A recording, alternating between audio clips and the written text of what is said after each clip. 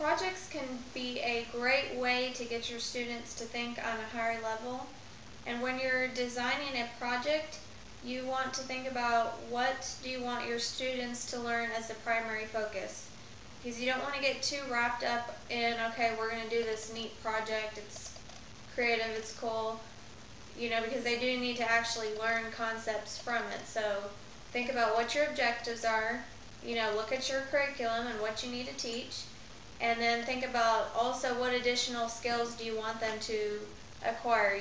Do you think they really also need help on their expository writing skills? Then you can weave that into your project. And then finally, what do you want their end product to be? How do you envision it? What's the display going to be like? And after you have all that decided, then you can think about, okay, what resources would I need to do that? How can I get those resources? I actually have a website under the online resources section where you can actually ask people to donate supplies for your project. You can ask the students to bring in supplies for extra credit. You may want to check with your principal on whether that's okay with him or her, but normally it's a good way to get extra supplies in for your classroom because some kids will have the resources and others won't.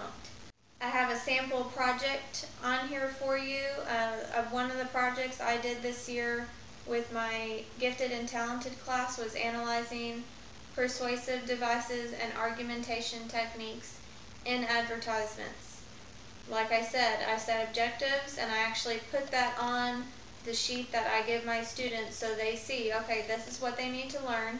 These are the skills they're going to work on, which in this case they needed to learn persuasive devices and argumentation, and they were going to learn critical thinking skills, technological skills, and writing skills. And then you give them the directions for the project, which in this case was a public service message project or an anti-advertising project. And then I gave them options for format. In this example, I gave them a commercial, magazine, radio ad, or anything else they could come up with as long as they had approved it by me.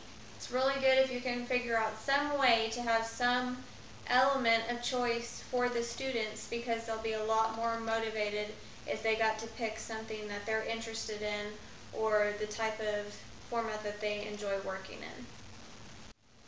And I'll also give them the rubric at the beginning of the project so they can see what they will actually be graded on.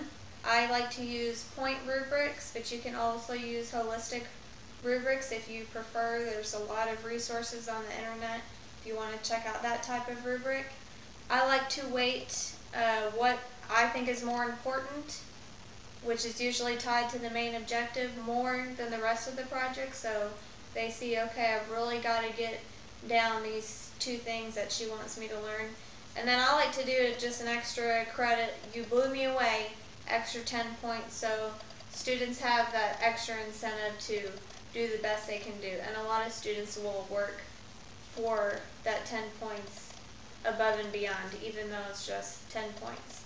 And then I like to have a place where they can actually pre-grade their rubric so they can kind of predict and see what they think they'll get, and then if they see, oh my gosh, I didn't put a symbol on the project, then they can go back and do that. And then I'll put in the points they earned as well as comments, so that way they can learn for the next time.